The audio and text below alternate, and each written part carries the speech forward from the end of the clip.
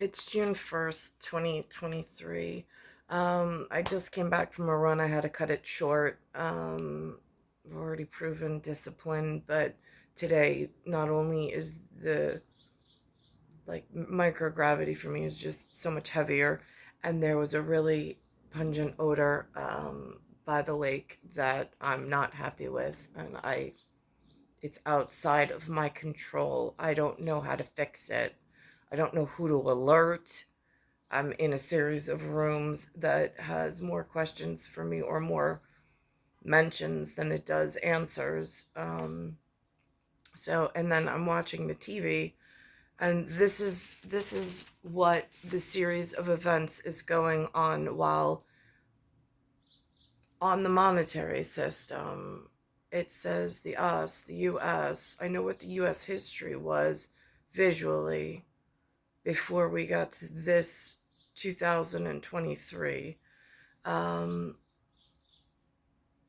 and I know what I arrived to in 1978. But I'm watching what where other people are just to gauge the trouble I'm having. And I have ancestry to the government for this area. Um, and why is like private profits and private corporations succeeding and doing much better than myself monetarily, socially, physically. I mean, it's on like so many scales. Um, and I'm looking to try to see like what are they fighting over, and like where is my help? Like where is this place for me now and in the future that's safe, not in some air quality that's not even breathable, like healthy breathable. I mean, I can see myself how swollen I am. And again, gas mixtures being whatever they are, metabolically and electrolytes all being shifted, and chemistry is off. So here they have this new advertisement. I don't know if this is a new campaign. I don't know what this is about. It has hashtag 1619 with a capital ABC, and it says it's TV14LV, and it's got this image and the flag behind it. But yet, this flag is in the territory for which my feet are, and for which there is still a monetary current linen system, which other dynasties, regimens, and so on honor for their own territory and go off of for some basis of foundation building in congruency. And this is assigned with this. That's what they were teaching when I arrived in 1978. So, where I'm confused is where this symbol on a movie called Doctor Strange in Marvel. Um, it's a little, the characters are a little off that hashtag, but they call it but they mention something to do with Hong Kong, London, and New York. That's that tie in there. Um, so this is this new campaign 1619. Now, I watched a little bit of The Girl with the Pearl Earring with Johannes, and Delft or Delve. Um, I saw the Tillis that they used in that very. I also saw some of the credits that they used at the beginning of the movie, also very important for my feature. Um, Again, I don't think I look like Scarlett Johansson, but then again, there's that Natalie Romanoff, and there's that Black Widow thing that's going on in like some of the things that they've put out there, like this metacortex with the Matrix, and then what metrics again. Like it's, I have trouble knowing exactly what friendly is and where they're trying to paint it. Like why am I being held like in that character portrayal? Like I get there is at poetry and speaking to a woman and whatever at some fantasy level somewhere far, far from wherever the hell I am at the moment. Um, there's some scene that might look like that, and then I mean, my grandfather would be at the painter's table for that, um, if he was still alive, since he had the talent of a like master skills at that skill set. Um, but here's what this is. Our blood, sweat, and tears are in this soil. We are going to be with you. No one has a greater claim to this flag than we do, because now we are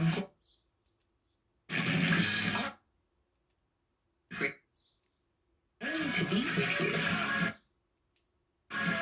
No one has a greater claim to this flag than we do.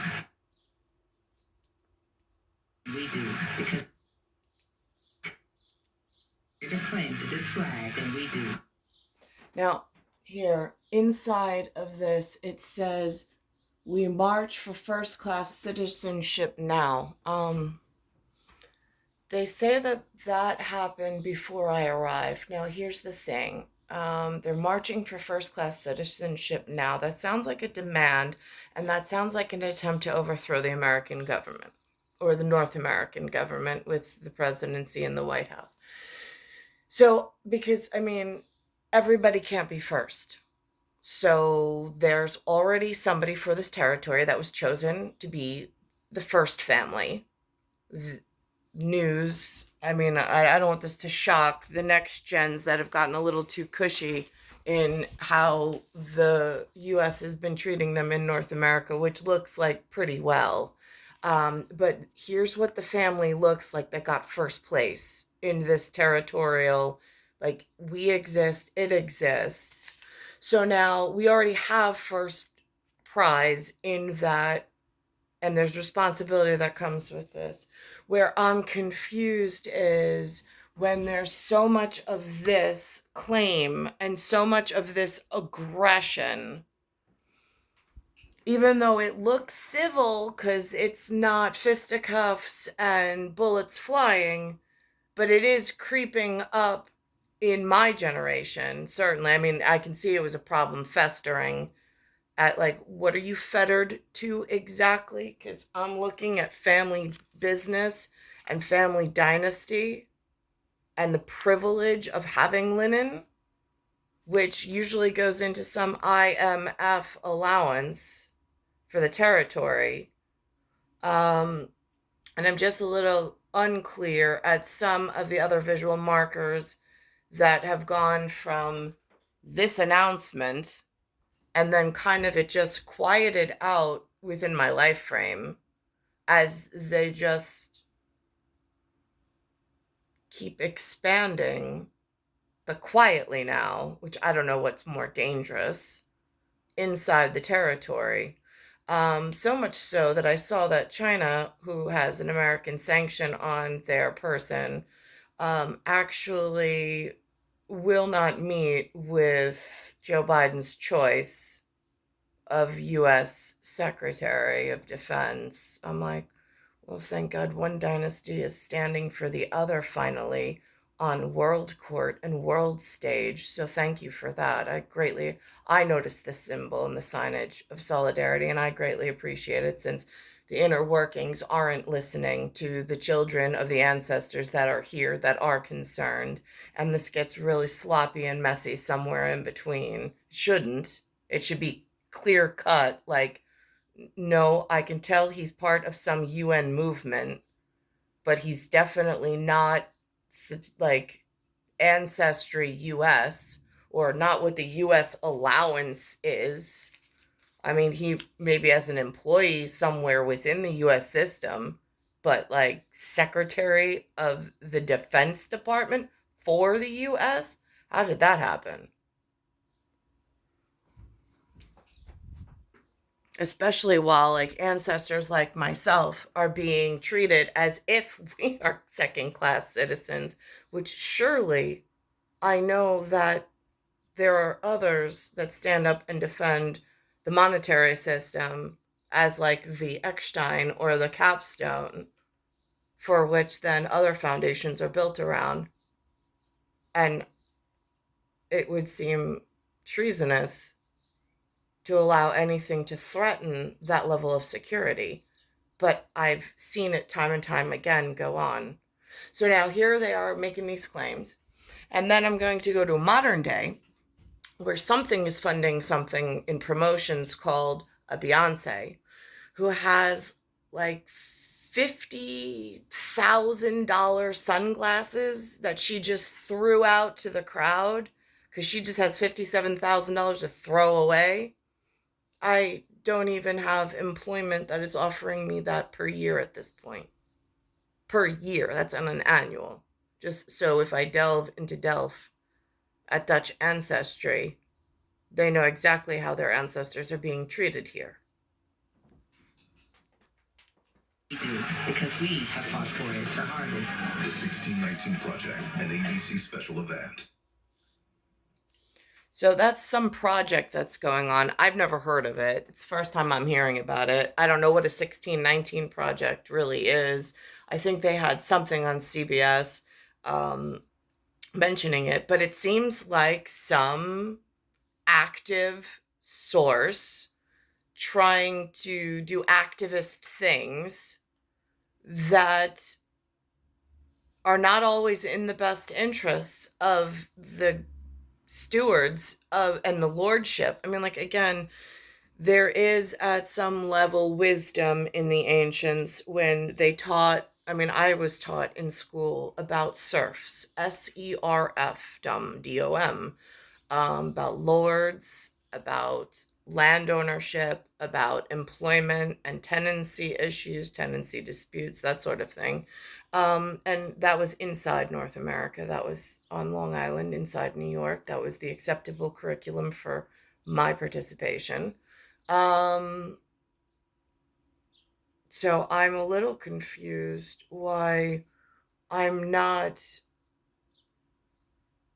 I'm a little confused why I'm having so many issues being employed, and like where I'm hitting those roadblocks with what is currently existing.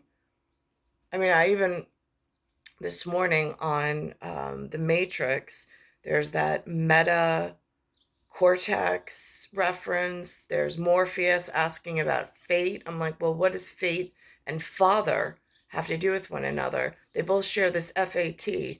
One has an HER, the other has an E, and then it's a 3E for the energy grid. At like, if you really want to break it down into like simple constructs, secrets held within the language. So here's this Beyonce story talking about opulence at such a ridiculous level at something that's working and functioning inside the USA or inside the US at the American ground. Gail, that is the plan. We want you to be thoroughly enjoyed. So yes. I think I got something you're going to thoroughly enjoy because it involves Beyonce. That's my talk of the table. Beyonce giving a concert goer an irreplaceable gift. You know that song? Irreplaceable. You got it. Did there? Yeah. I didn't.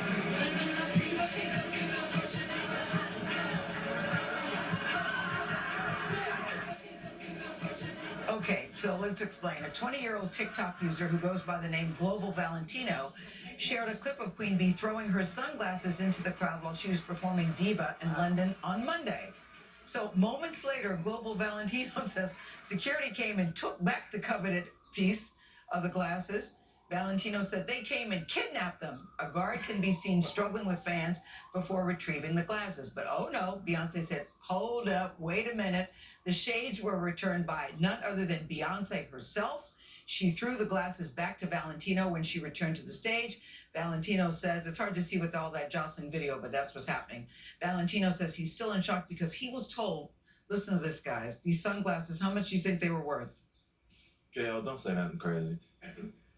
Just so you know, you can get sunglasses for like $10 at the drugstore. Okay, all right. These were $53,000, Valentino says. No way. He said he had to take them to a luxury optician because there was a little screw loose. He said he's never wearing them again. He said this was the best experience ever. He fully lost control of his body in that moment. You don't think the sunglasses could cost 53? 53,000, and she's throwing. I know that her and Jay-Z got some money, but throwing away $53,000.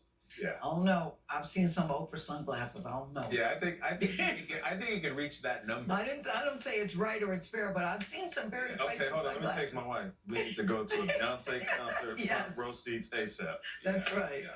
Now, so that's happening somewhere in the US. And then if I go to New York City, same ancestry, somewhere in the world is sending their ancestry into this territory, into New York. And it looks like they're trying to, it looks like an insurgence. It looks like they're like anteing up like foot soldiers, because I don't like, who's paying for these mouths to feed when I have like ancestry to the linen and I'm not being fed or cared for in the right manner.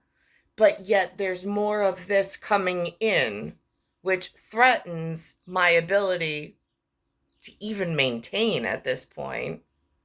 And there's this whole schematic of gaming that's going on within my territory, for which I don't even have direct access to an agency function to communicate with them directly and even participate, where there's like usually there's some trade-off for time and money. I've gotten neither. They've taken all of my time, essentially raped me of all of my time by force, and they've given nothing back to me in order for me to even participate at a level that one would expect of the first family and the ancestors of the first family for this territory, which then leads, like, the logical conclusion is that the area is in trouble. And then that leads things like talks about war and sending troops over and all sorts of things. So, like, I don't really understand why it's not being taken more seriously. So same person, same ancestry phenotype of, say, like the CEO of Google, the Beyonce, and some of these other things that say that their mission here, I mean, they put it on signs and they marched for it, is to gain first-class citizenship. That seems to be in direct violation of like dynasty law and laws of the lords and laws of the land for this area. And I don't know how to get to the appropriate level of church. Do I go church? Do I go government? I mean, at the level of territorial leadership, it seems kind of synonymous, or at least theoretically it should be kind of synonymous. Asylum today, lawmakers in Suffolk County. But instead, I've got more hungry vagrants. They call it migrants. I don't know how they got that word migrant through on this eyewitness news, because like through the news media company, because our master intelligence is granting this. How? Why are they not feeding the first family and the ancestors of the first family for this area? Why are they taking on vagrants under some migrancy thing, or at least that's how it's being displayed, which seems like an illegal claim or misinformation being thrown out or fed to the public? I mean, which master intelligence are you going with? Why are they sending non-ancestors with no money into New York City and then expecting handouts? From whom? And then that ties into, is that foreign money? Is that domestic money? Why are the children of the ancestors of the monetary system not being taken care of in a first class standard? Why is there anyone being treated better than the dynasty family on the monetary linen for this area when that ties into other like military operations and necessity with air, land, and sea, and whatever the wasps do, and other places that I don't even have words for. County. And then that goes back for me with IP, like cybersecurity and IP, like lockdown of like what happened to my telephone company? What happened to my national secure, where there were local and then there was an authority? There was a regional, there was an authority. There was long distance, there was an authority. There was process, there was protocol, there was government involved. It was clean lines of a functioning system. When did it get so under attack and under professed that we were actually in danger, that it went to some IP protocol, and now I have no idea how the phone company is even being handled? Are going to take steps to try to block New York City from sending migrants there. New numbers show New York City is caring for nearly 46,000 asylum seekers, with about 2,200 arriving in the past week. And as eyewitness... Okay, so before this happened, there was a population of non-ancestry to the Green Linen that was already in New York City, that was already expecting some kind of handout or some kind of involvement with the local government. And they struggle. They're always asking for more money. They are always arguing over contracts and things. So it wasn't a perfect system already. And then now somebody who already wasn't taking care of the custodial issues for the children that are here from some adult at billionaire level. And then they're sending in more hungry and more problems that the people who are already not taking care of their own obligations inside the city, now they're sending more to add to the problem. I really, at a human level, I don't understand who's managing this territory and how they're getting away with any of this at all, at like a global security concern. Now here's this piece with China this morning. Chinese fighter jet came dangerously close to an American surveillance plane. Elizabeth Palmer has more on the escalating tensions. Pentagon video from Friday shows what it says was the Chinese fighter jet approaching and crossing just 400 feet in front of the U.S. reconnaissance plane. Then turbulence rocks the cockpit. Our planes were flying in international airspace on a routine mission. Chinese pilot took dangerous action. But the Chinese say the U.S. plane had deliberately intruded on a training exercise. It's not the first close call like this. Last December, Pentagon video shows a Chinese fighter apparently coming within 20 feet of an American plane. These close encounters reflect a basic disagreement over who controls the airspace over the South China Sea. China says it does. The U.S. and its allies say no one does. And American military planes routinely patrol it to support the position that it's open to all. But this is no time for risky confrontations. Now, is that part of the travel and leisure package that I'm, as a human, not even involved in, and I haven't had the, like, luxury of, like, really, like, it's been so minimal and it's been business trips only? I mean, I see that a lot of people get to go to these exotic places. I mean, just everyday, ordinary people, I see how disgusting the airlines have gotten inside domestic United States. And then there's the problem with, like, the human trafficking from international whatever that's now causing interior problems within my territory or within the territory for which I'm stuck. And I have no way out of. China has just refused to let its defense minister, who's under American sanction, meet the U.S. Secretary of Defense Lloyd Austin this weekend in Singapore. I think that's unfortunate. So currently, there is no direct contact between the Chinese and American armed forces. So that we have a way to talk to the Chinese about incidents like this one that could lead to miscalculation and misunderstanding and maybe getting somebody hurt. Meanwhile, U.S.-China relations remain chilly and the skies over the South China Sea hotly contested. For CBS Mornings, I'm Elizabeth Palmer in Tokyo. For me, I understand it on a whole nother level, especially with what I got going on locally with the changes in the gases at the lower ground level. I know some of their flock are here. I can't visually tell, but I see that there's something called a Chinatown. Like there are residents that are here that have made residence here.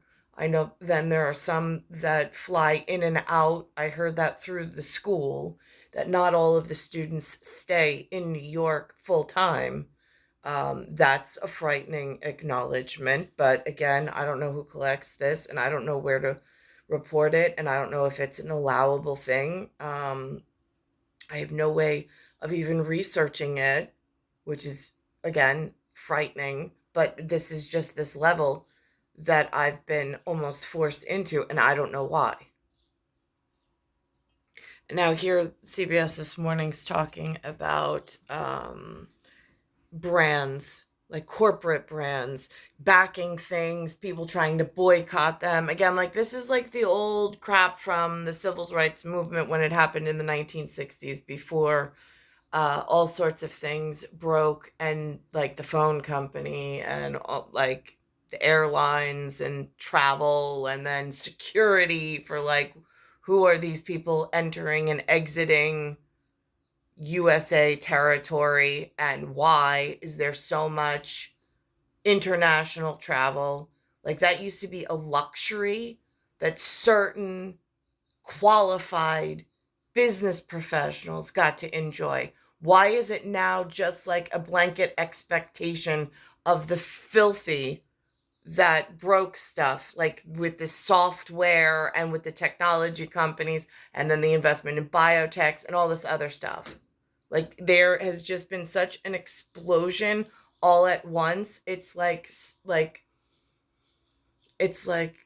so many solar flares. Like I don't even know how to have a single conversation. And like there's nobody at my level to even talk to about this stuff, which is the really sad thing. Since like Special Task Force Mark, he was tasked with something, I don't know what, but he's the one I'd rather be having this conversation with.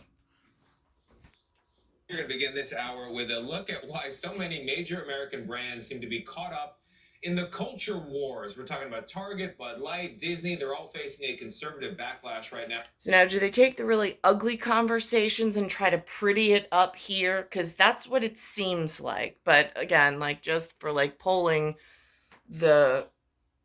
what's out there right now, thinking that it's managing itself, and that, I mean, like, right now for the support of the LGBTQ plus community. And it's a major shift going on right here in corporate America, a shift in tone. And let's just put it this way. In my grandfather's day, there was more control over this territory and area. And since my grandfather passed away, and it has unraveled into some disheveled, like, and I don't even have, like, I never got to the correct husband. Like an astronaut, that's a spaceman term. I never got to that level of educated.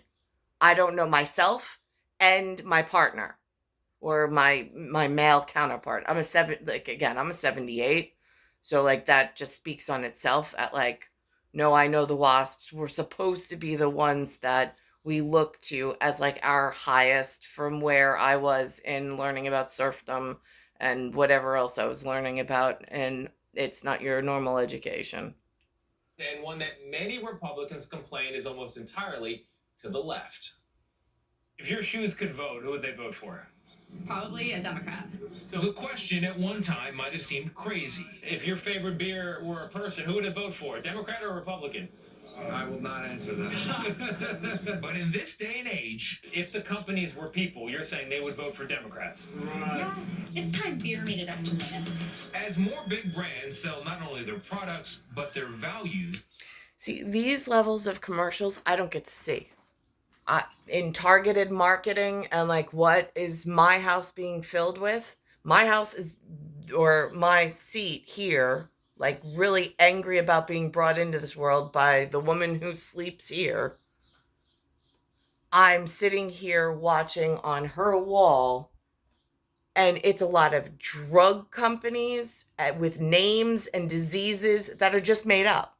They're just a whole bunch of letters made up for some other, like almost making her the highest she's ever gotten to was being a loyal patron of the United States of America, buying their stupid crap and abiding the law and paying her taxes. The best she ever got was overweight and becoming a pincushion while something else was breaking in and getting to really dangerous levels. And her daughter was affected and her grandchildren are affected. And I don't really have a leg up or see a way out at this point. From this point in this day and age in this area inside New York. That's how broken it is. People notice. They need to. You think they need to do more? Absolutely. Some love it. It's nice to be transparent, you know, in a world that you don't get that anymore.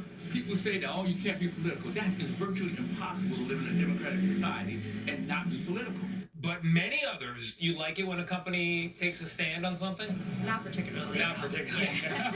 Would rather not think of politics when they shop. I don't even think that they care. I think that they're just doing it just to Now, wasn't the original corporate structure somehow built, like in this capitalistic theory, wasn't corporate built so this way it shifted some of the blame off of the agenda that the first family and the dynasty needs, so it doesn't rest wholly and subsidiary on one face and one name that then might become a target to somebody else and some crazy militia group that's hiding in some sleeper cell somewhere inside the United States. Wasn't that where, like, this, you put a brand up, it gets a color, and you hide behind it, and oh, Coca-Cola said that that's what they were doing.